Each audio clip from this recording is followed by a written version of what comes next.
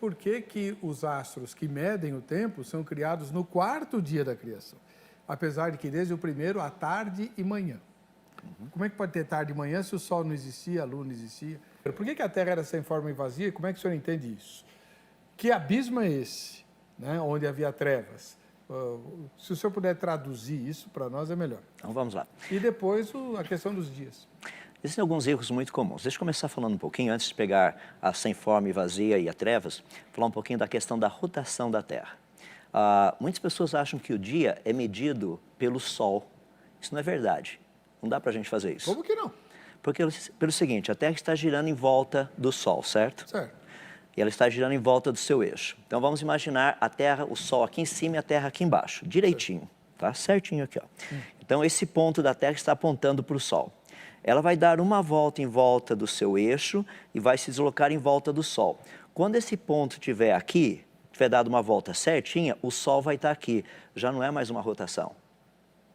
Eu sei que é difícil as pessoas entenderem, mas é necessário entender que é assim que funciona. Então, para a gente saber como um planeta gira, nós precisamos apenas usar alguns elementos, como um caso bem simples, o pêndulo de Foucault. O pêndulo de Foucault é um negócio que você tem 30 metros de altura, você pendura uma esfera ali embaixo, grande, deixa quietinho. Se você souber a latitude e a longitude, você vai perceber daqui a pouquinho, pelo movimento dele, você consegue calcular a rotação do planeta.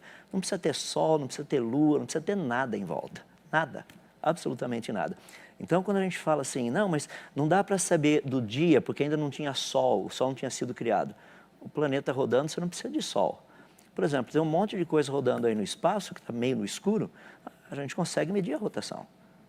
Então, a rotação não está necessariamente ligada a um ponto de luz. É possível medir. Só para aqueles que gostam um pouquinho mais de ciência, você já deve ter ouvido falar da chamada de aceleração de Coriolis. Tá? A aceleração de Coriolis é um negócio interessante. Por que furacão aqui no Oceano Atlântico ele só vai para o norte, nunca vem em cima da gente? Aceleração de Coriolis, a rotação do planeta produz esse tipo de coisa. Ou seja, o furacão ele começa a ser gerado ali perto do Equador e ele sobe. A mesma coisa, desculpe, o oposto ocorreria se a Terra girasse o contrário. Eles viriam em direção a gente. Por quê? A rotação da Terra determina essas coisas. Então é possível determinar a rotação de corpos celestes não necessariamente por um ponto de luz. Então, esse é um erro muito comum que as pessoas cometem. Falam, não daria para dizer que houve um dia literal, sendo que o Sol só foi criado no quarto. Para saber um dia, você só precisa saber a rotação do planeta. E para saber a rotação do planeta, você não precisa ter um ponto de luz. Mas e a tarde e manhã? Não sugere isso? Agora vamos tratar da questão da tarde e manhã. No universo existe uma quantidade muito grande de luz sem estrelas. Você fala, mas como isso é possível? São gases superaquecidos. Nós temos isso assim, uma quantidade absurda. Se você entrar no site do Hubble, o telescópio Hubble, você vai encontrar uma quantidade imensa de fotos assim. Não são remanescentes de supernovas. São literalmente gases que existem no nosso universo que continuam emitindo luz. Ou seja, tudo que você precisa ter é uma região onde você tem esses gases emitindo luz, um corpo celeste girando, você vai ter tarde e manhã. Sem nenhum problema ali. Ou seja, você também não precisa ter uma estrela por perto, só precisa ter uma fonte de luz. De novo, as pessoas fazem um pouco de confusão a respeito dessa luz que foi criada no primeiro dia. Que luz é essa? A resposta é bem simples, é todo o espectro de radiação eletromagnética. Por exemplo, tem a luz visível, que é essa que nós estamos habituados, mas tem luz infravermelha também. Muitas pessoas vão para a praia e não estão habituados com essa dinâmica. Então, um dia coberto na praia, as pessoas falam assim, hoje não tem sol, não vai queimar. Rapaz, queima do mesmo jeito. Por quê? Radiação infravermelha passa pela nuvem como se a nuvem não estivesse ali. E radiação infravermelha praticamente está muito relacionado com aquilo que nós chamamos de calor. Agora, para e pensa, logo no dia 2 existe água em estado líquido. Para haver água em estado líquido tem que haver calor. Se tem calor, tem que ter radiação eletromagnética, no caso infravermelho. Então, por isso que Deus criou a luz primeiro. Correto. Agora, quando a Bíblia fala assim, no princípio criou Deus o céu e a terra era sem forma e vazia, ele está falando só do planeta Terra que era sem forma e vazio, ou é o universo que era sem forma e vazio? A ideia principal ali, quando ele fala terra, E aí tem muita divergência entre teólogos e tudo mais. Eu, como cientista, eu gosto de olhar sempre do ponto de vista prático. Tá? Quando ele diz que a Terra era sem forma e vazia, ele está falando a respeito do planeta. É literalmente o que vai acontecer depois. Agora, o fato da Terra estar sem forma e vazia significa que tudo que era necessário para ela estar junto e formar um planeta que nós conhecemos já tinha sido criado pelo Senhor Deus.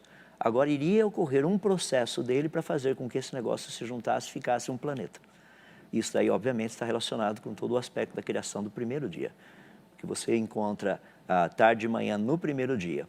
Olha que coisa interessante. Pessoas acham que o primeiro dia começa no verso 3. Eu, como disse, eu olho sempre do ponto de vista científico, que você procura sempre a explicação mais rápida. Características do primeiro dia, tarde e manhã. Deus chama a parte de luz, dia, e a parte de trevas, noite. A parte de luz a gente sabe, começou ali no verso 3, quando disse Deus, haja luz. E a parte de trevas, começa onde? Porque a gente está falando do primeiro dia. Trevas nós encontramos no verso 2, quando diz que havia trevas sobre a face do abismo. Agora, voltando rapidamente à questão do abismo, nós precisamos entender que a Bíblia foi escrita não na nossa língua nem para o povo brasileiro. Então, foi escrito por uma outra língua, para um outro povo, uma outra cultura. Como que você descreve algo imensamente gigante que não tem a dimensão incrível e é tudo escuro? A ideia de abismo, para nós, é como se você estivesse na beira de alguma coisa olhando um buraco. Isso. Não é esse o contexto do que foi escrito. É como se você estivesse dentro do buraco. Essa é a diferença. Então, eu não estou olhando numa plataforma, numa beira de alguma coisa, eu olho e vejo aquele buraco imenso na minha frente. Não estou na beirada de um precipício. Não estaria na beira do precipício, estaria dentro do precipício. Dentro do precipício. Isso. Porque exatamente essa era a situação do universo quando ele foi criado.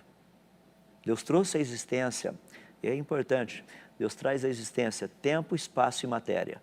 No princípio, Deus criou o tempo. Criou Deus os céus, o espaço, a terra no sentido matéria. Então você tem os 3 elementos básicos para tudo que vai acontecer depois.